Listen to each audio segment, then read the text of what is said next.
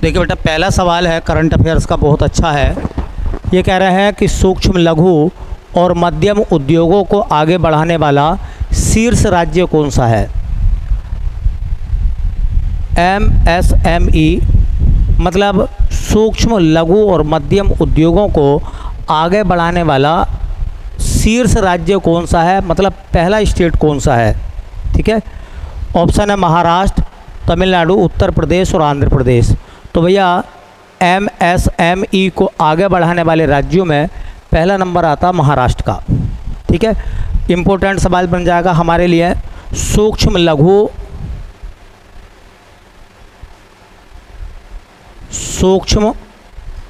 लघु व मध्यम उद्योगों को आगे बढ़ाने वाला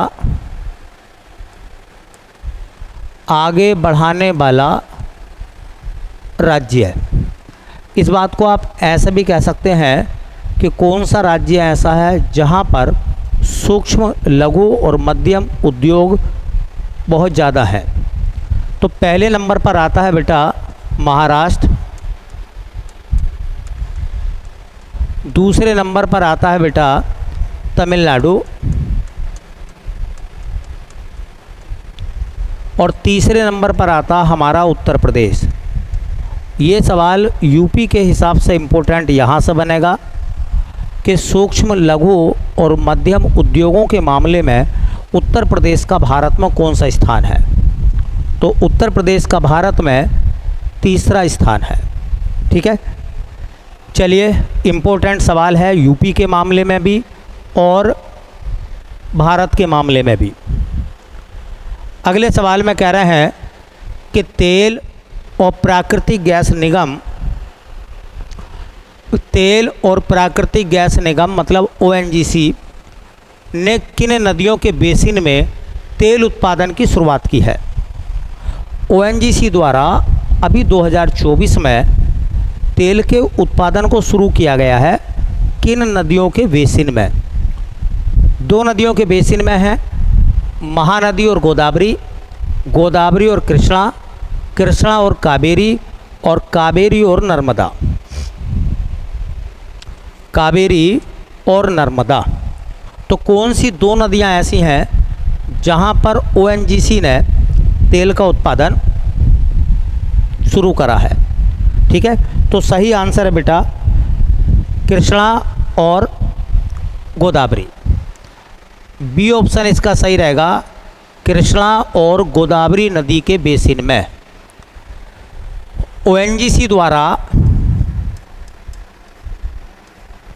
ONGC को हिंदी में कहते हैं तेल और प्राकृतिक गैस निगम। ठीक है, oil and natural gas corporation. ONGC द्वारा तेल का उत्पादन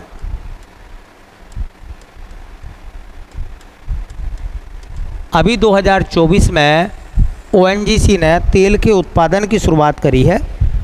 सवाल यह आएगा किस नदी के बेसिन में, कौन कौन सी नदियों का बेसिन है। तो मैंने आपको बता दी, नदी बेसिन दो हैं, एक गोदावरी और एक कृष्णा, या कृष्णा गोदावरी कह दो, गोदावरी और कृष्णा नदी का बेसिन। बहुत अच्छा सवाल बनेगा, किस खाड़ी में तेल के उत्पादन की शुरुआत की गई है ONGC द्वारा। तो ये खाड़ी पड़ती है बेटा बंगाल की खाड़ी। बंगाल की खाड़ी में शुरुआत करी है। बड़ा शानदार और अच्छा सवाल बनेगा, किस तट पर करी है। तो देखिए, काकीनाडा जगह पड़ती है आंध्र प्रदेश में, तो वहाँ पर काकीनाडा में इसकी शुरुआत करी है। तो तट है काकीनाडा का आंध्र प्रदेश में। और कौन सी टेक्नोलॉजी का इस्तेमाल कर रही है ONGC, तो किस टेक्नोलॉजी का इस्तेमाल ONGC ने करा है। तो उस टेक्नोलॉजी को हम लोग कहते हैं भैया पाइप इन पाइप। पाइप इन पाइप। देखिए सबसे बड़ा सवाल मैंने लिख दिया है। क्वेश्चन पेपर में आपसे ये पूछेंगे कि 2024 में ओएनजीसी ने किस किस नदी के बेसिन में तेल के उत्पादन की शुरुआत करी है। तो ये लाइन आपके लिए इम्पोर्टेंट है। नदी का नाम है कृष्णा और गोदावरी। चलिए अगला सवाल क्या है,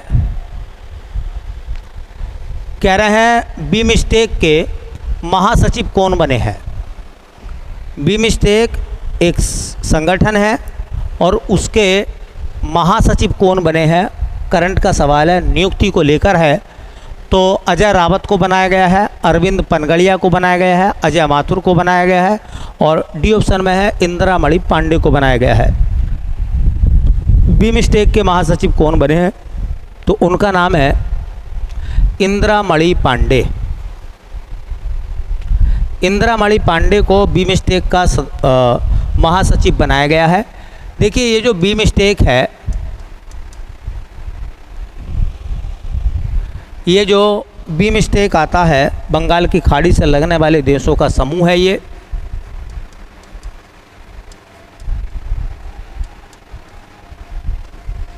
बीमस्टेक है। बीमस्टेक का पूरा नाम क्या आता है, बे ऑफ बंगाल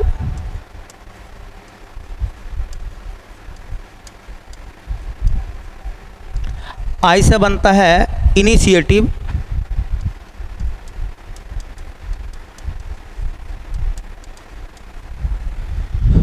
एम से बनता है मल्टी,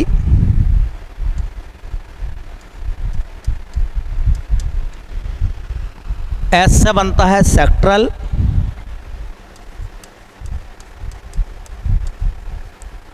टी से बनता है टेक्निकल, ई से बनता है इकोनॉमिक, सी से बनता है कोऑपरेशन।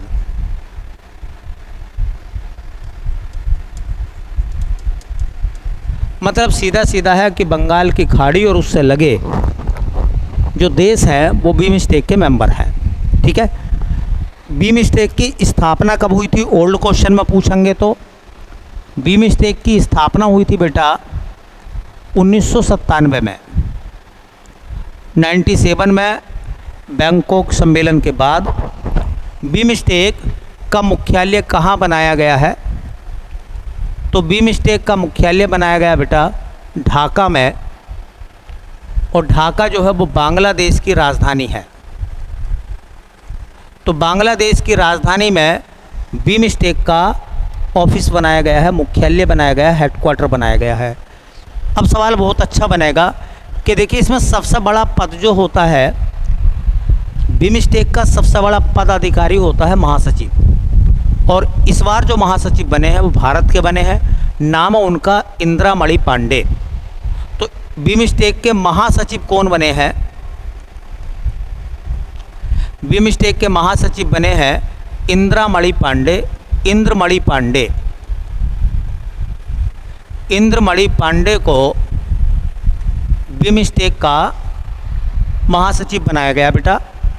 एक और इम्पोर्टेंट सवाल बनेगा कि देखिए बीमस्टेक में कौन कौन से देश आते हैं, बीमस्टेक की कंट्री कौन कौन सी हैं, तो बीमस्टेक के सदस्य देश, देखो ये तो सदस्य देश हो जाएंगे। और जब भी हम लोग पढ़ेंगे तो देशों की राजधानी हम लोग ज़रूर पढ़ेंगे, और राजधानी के साथ में हम उनकी मुद्रा भी पढ़ेंगे, क्योंकि उत्तर प्रदेश पुलिस और तमाम एग्ज़ामों में राजधानियाँ और मुद्रा पूछी जाती है। पुलिस में तो ज़रूर पूछी जाती है।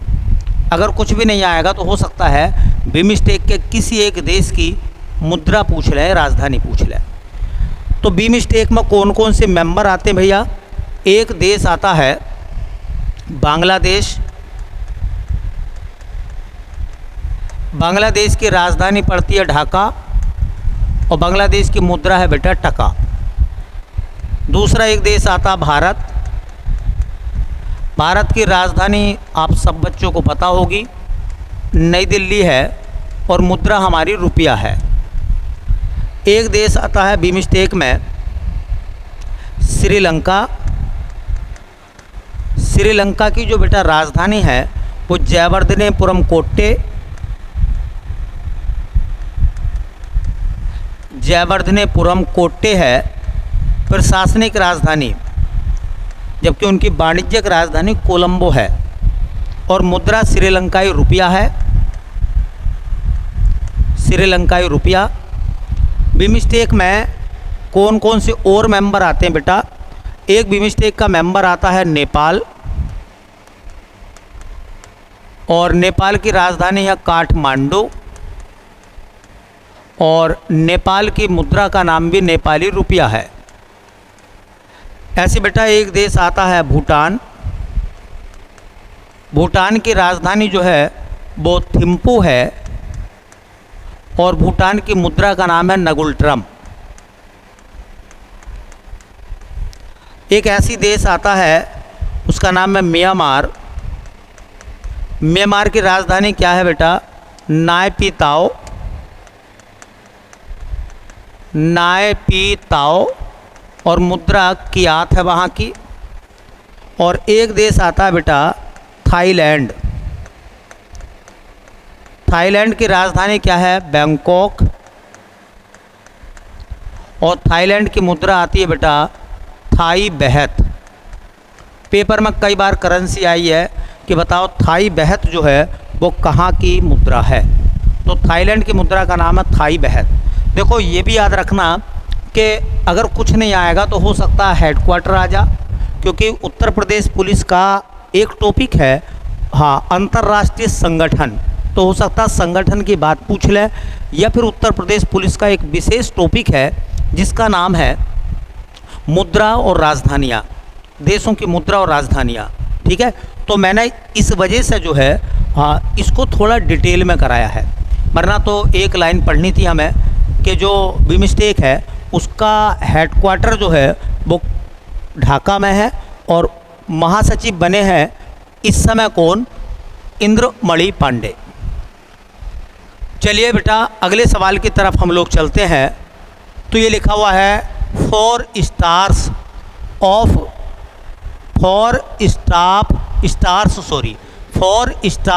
Of destiny an autobiography.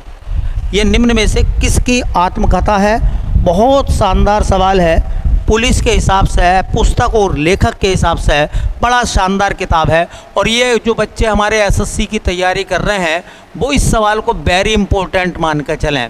SSC में भी पूछा जा सकता है सवाल, बहुत शानदार सवाल है। किताब बड़ी ज़बरदस्त है और लेखक उससे बड़े ज़बरदस्त हैं, है ना। नाम क्या है बुक का? बेटा नाम आता है फोर स्टार्स ऑफ डेस्टिनी। ठीक है, हाँ, ये किताब किसने लिखी है, किसकी ऑटोबायोग्राफी है? 4 ऑप्शन है, महेंद्र सिंह धोनी, रोहित शर्मा, मनोज मुकुंद नरवाने और जी सतीश रेड्डी। तो याद रखना है आपको बहुत अच्छे से कि मनोज मुकुंद नरवाने जो हमारे पूर्व सेना अध्यक्ष रहे हैं, पूर्व जनरल रहे हैं, 28वें जनरल रहे थे हमारे मनोज मुकुंद नरवाने, उनकी आत्मकथा है। उनकी आत्मकथा है। क्या नाम है पुस्तक का भैया? पुस्तक का नाम इतना भी आ सकता पेपर में, पुस्तक का नाम है फोर स्टार्स ऑफ डेस्टिनी।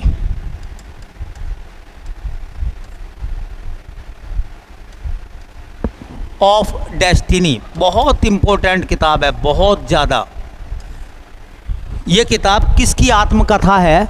तो देखिए, पूर्व सेना अध्यक्ष, सेना अध्यक्ष को जनरल कहते हैं, पूर्व सेना अध्यक्ष मनोज मुकुंद नरवाने, मनोज मुकुंद नरवाने की आत्मकथा है।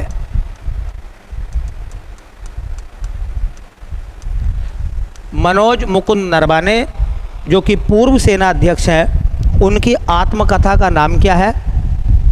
Four stars of destiny. Four stars of destiny important किताब है, याद कर लेना, हो सकता है पुलिस के एग्ज़ाम में या एसएससी के एग्ज़ाम में आपको देखने के लिए बुक मिले। ठीक है, चलिए एक और सवाल है, कह रहे हैं कि संस्कृति के आयाम नामक पुस्तक के लेखक कौन है। तो एक किताब और लिखी गई है, उस किताब का नाम है संस्कृति के आयाम। ये करंट की किताबें हैं और पेपर में आती हैं। संस्कृति के आयाम किताब को किसने लिखा है? रामधारी सिंह दिनकर ने, मनोरमा मिश्रा ने, जनरल बीके चौहान ने या अजय चौहान ने। तो इस किताब को लिखा है मनोरमा मिश्रा ने। मनोरमा मिश्रा की किताब है, पुस्तक का नाम है संस्कृति के आयाम। पुस्तक का नाम है बेटा संस्कृति के आयाम। और ये किताब किसने लिखी है, इसको किसने लिखा है, लेखक का नाम तो मनोरमा मिश्रा। अच्छा, इस किताब का कहते हैं अनावरण किसने करा था? तो इस किताब का अनावरण जो हुआ था, इसे विमोचन भी कहते हैं हम, तो इसका विमोचन करा था पूर्व जर्नल, नाम उनका बीके सिंह। तो जर्नल बीके सिंह ने इसका विमोचन करा था। संस्कृति के आयाम मनोरमा मिश्रा, याद रखेंगे, संस्कृति के आयाम मनोरमा मिश्रा की किताब है संस्कृति के आयाम। ठीक है, चलो बेटा अगला सवाल देखते हैं। अगले सवाल में हमसे बोला गया था कि किर्गिस्तान ने निम्न में से किसे अपना राष्ट्रीय प्रतीक बनाया है। किर्गिस्तान ने किसको अपना राष्ट्रीय प्रतीक बनाया है? स्नो लेपर्ड है, इसको हिम तेंदुआ कहते हैं हम, लाल पांडा है, दरियाई घोड़ा है, दो कुबड़ वाला ऊँट है। तो देखो बेटा, स्नो लेपर्ड जिसको हम हिम तेंदुआ कहते हैं, इसको किर्गिस्तान ने अपना राष्ट्रीय प्रतीक बनाया है। ठीक है, तो एक देश पड़ता है किर्गिस्तान, एक देश है किर्गिस्तान। ये जो किर्गिस्तान मध्य एशिया का देश है, इसका एक उपनाम आता है बेटा। किर्गिस्तान को हम कहते हैं 40 कबीलों का देश। 40 कबीलों का देश किर्गिस्तान को कहते हैं बेटा। किर्गिस्तान की जो राजधानी है, मध्य एशिया के देशों की राजधानी बहुत आती हैं, तो राजधानी है बिश्केक। किर्गिस्तान की राजधानी है बेटा बिश्केक। किर्गिस्तान की जो मुद्रा है वो किर्गिस्तानी सोम है। मुद्रा क्या है इसकी बेटा? सोम। और इसी किर्गिस्तान ने अपना राष्ट्रीय प्रतीक बनाया है। किर्गिस्तान का राष्ट्रीय प्रतीक बना है स्नो लेपर्ड।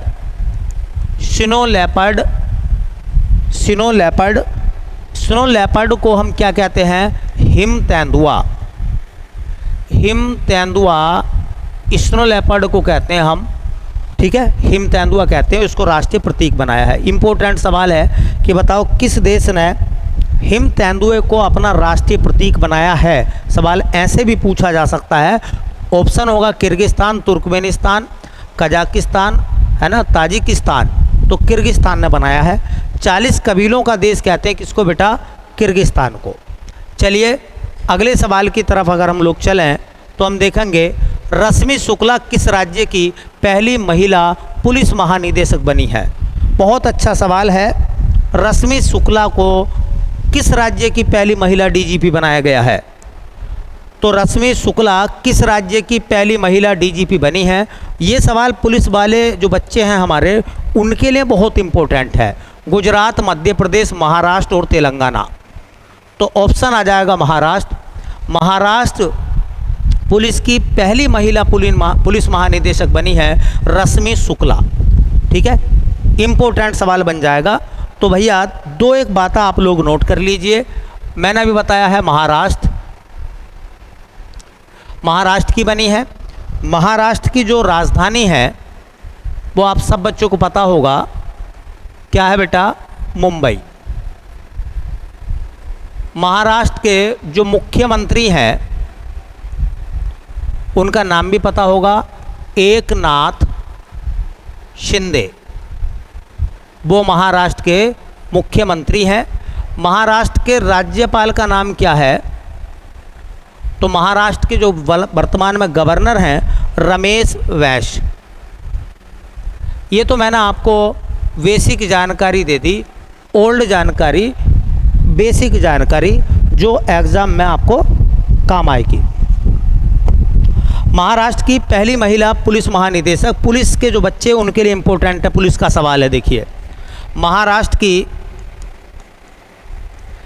महाराष्ट्र की प्रथम महिला पुलिस महानिदेशक,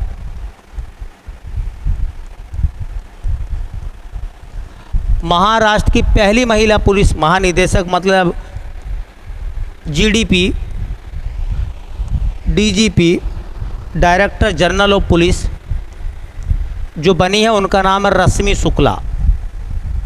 इम्पोर्टेंट मान लीजिए भैया, जो पुलिस के बच्चे हैं वो मान के चलें कि ये सवाल पेपर में आएगा। पुलिस के हिसाब से बहुत अच्छा सवाल है, इम्पोर्टेंट लिख रहा हूँ मैं। एक सवाल आता है कि बताइए किसी राज्य की पहली महिला पुलिस महानिदेशक कौन बनी थी? किसी राज्य की प्रथम महिला पुलिस महानिदेशक।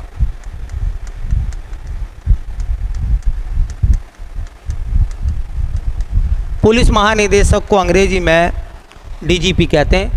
पहला राज्य वो कौन सा था जिसने किसी महिला को पहली बार डीजीपी बनाया था? तो राज्य था उत्तराखंड और बनने वाली महिला थी आईपीएस महिला कंचन चौधरी भट्टाचार्य। कंचन चौधरी भट्टाचार्य।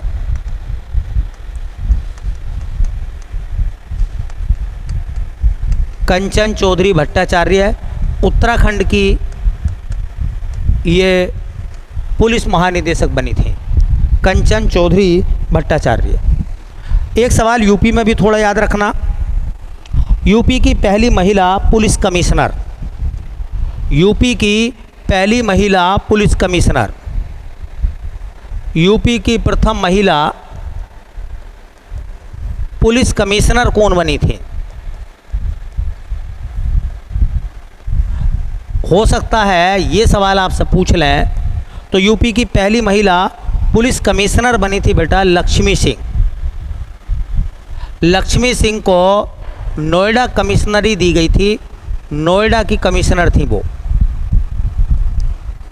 तो याद रखो कौन सा राज्य है जिसने किसी महिला को पहला पुलिस महानिदेशक बनाया था? तो उत्तराखंड, राज्य उत्तराखंड। बनने वाली पहली महिला पुलिस महानिदेशक कंचन चौधरी भट्टाचार्य। महाराष्ट्र की पहली महिला पुलिस महानिदेशक बनी है रश्मि शुक्ला और यूपी की पहली महिला पुलिस कमिश्नर बनी है लक्ष्मी सिंह। तीनों सवाल इम्पोर्टेंट है, क्या पता कौन सा सवाल एग्जाम में आपसे पूछ ले, तीनों बढ़िया सवाल हैं। अगला सवाल देखते हैं बेटा। अगले सवाल में कह रहे हैं कि भारत के किस टाइगर रिजर्व को पहले डार्क स्काई पार्क का दर्जा दिया गया है?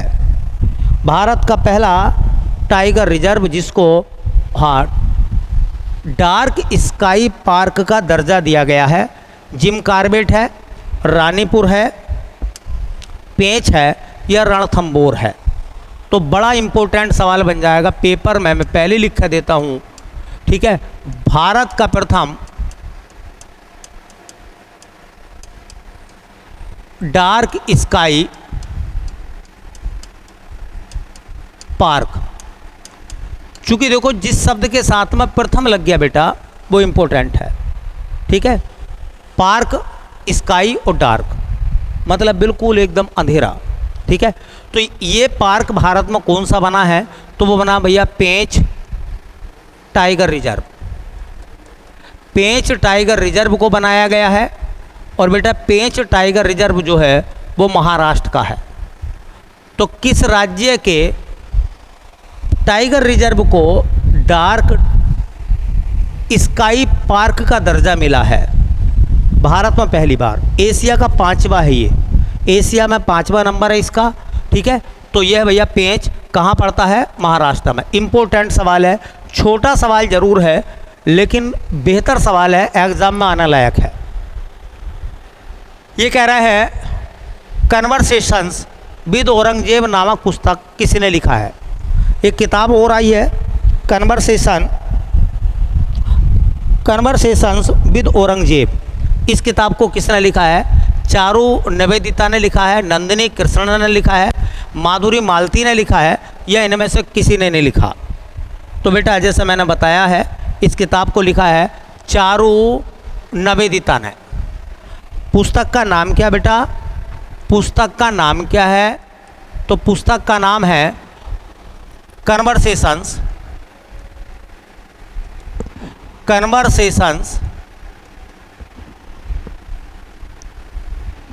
विद औरंगजेब।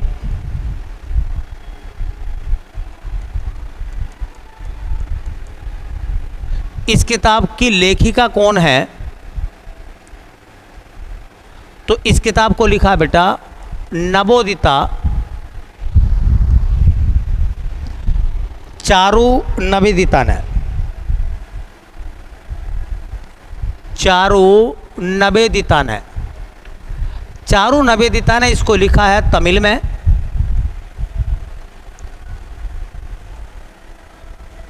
में। लेकिन ये जो नाम है नंदिनी कृष्णन, इन्होंने कन्वर्सेशंस विद औरंगजेब नामक किताब को अंग्रेजी में ट्रांसलेट करा है। तो इसका अंग्रेजी भाषा में अनुवाद किसने किया है भैया? तो उनका नाम है नंदिनी कृष्णन। देखिए संस्कृति के आयाम एक किताब ही आई है। एक किताब का नाम है 4 स्टार्स ऑफ डेस्टिनी, है ना, 4 स्टार्स ऑफ डेस्टिनी। एक किताब आज ये आई है जिसका नाम है कन्वर्सेशंस विद औरंगजेब। मैंने कहा नहीं, उत्तर प्रदेश पुलिस हो या फिर एसएससी हो, किताबों को ढूंढती है, किताबें पूछती है। नई वाली किताब है, तीनों इंपॉर्टेंट किताबें हैं। ठीक है, चलिए अगला सवाल। अगले सवाल में कह रहे हैं कि 9वीं शास्त्रीय भाषा का दर्जा किसे दिया जाएगा? आने वाले समय में नई शिक्षा नीति के तहत, नई राष्ट्रीय शिक्षा नीति 2000 के तहत 9वीं शास्त्रीय भाषा का दर्जा किसे दिया जाएगा? उर्दू को, अरबी को, मणिपुरी को या फारसी को? तो फारसी भाषा को 9वीं शास्त्रीय भाषा का दर्जा दिया जाएगा, फारसी भाषा को। ठीक है, देखिए भारत में शास्त्रीय भाषाएं,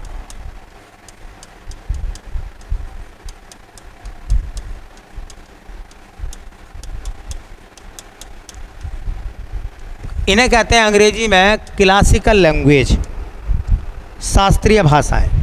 पहली शास्त्रीय भाषा बनी थी हमारी तमिल, और ये बनी थी बेटा 2004 में। दूसरी भाषा जिसे शास्त्रीय भाषा का दर्जा दिया गया वो भाषा बनी थी हमारी संस्कृत 2005 में। तीसरी क्लासिकल भाषा बनी हमारी, उसका नाम था तेलुगु 2008 में। और इसी के साथ में जो मलयालम थी, सॉरी कन्नड़ थी, उसको क्लासिकल का दर्जा मिला 2008 में। और एक क्लासिकल भाषा हमारी बनी मलयालम 2013 में। और आखिर में क्लासिकल भाषा बनी हमारी, उसका नाम था उड़िया, ये बनी 2014 में। सबसे आखिर में उड़िया क्लासिकल बनी है और सबसे पहले तमिल को क्लासिकल का दर्जा मिला है। भारत में 6 भाषाओं को अब तक क्लासिकल का दर्जा मिल चुका है। आगे किस किस को मिलेगा, आगे किस किस को मिलेगा क्लासिकल का दर्जा? देखिए किन किन का संरक्षण किया जाएगा, तो संरक्षण किया जाएगा, इस पर विचार होगा। आगे किन किन भाषाओं को क्लासिकल भाषा देकर संरक्षण होगा, तो एक भाषा का नाम आता पाली, अगर पाली को राजभाषा का दर्जा, पाली को क्लासिकल भाषा का दर्जा मिलता है तो 6 के बाद वो 7वीं हो जाएगी। उसके बाद में प्राकृत, तो प्राकृत को अगर क्लासिकल का दर्जा मिलता है तो 8वीं हो जाएगी। और उसके बाद में फारसी अगर क्लासिकल की रेंज में आती है तो ये 9वीं भाषा बन जाएगी। तो आगे आने वाले समय में कह रहे हैं कि 9वीं शास्त्रीय भाषा का दर्जा किसे दिया जाएगा, तो वो दिया जाएगा बेटा फारसी को। ठीक है, मिलते हैं बाकी नेक्स्ट क्लास में, पढ़ते रहिए, मेहनत करिए। ठीक है, अगली क्लास में मिलते हैं।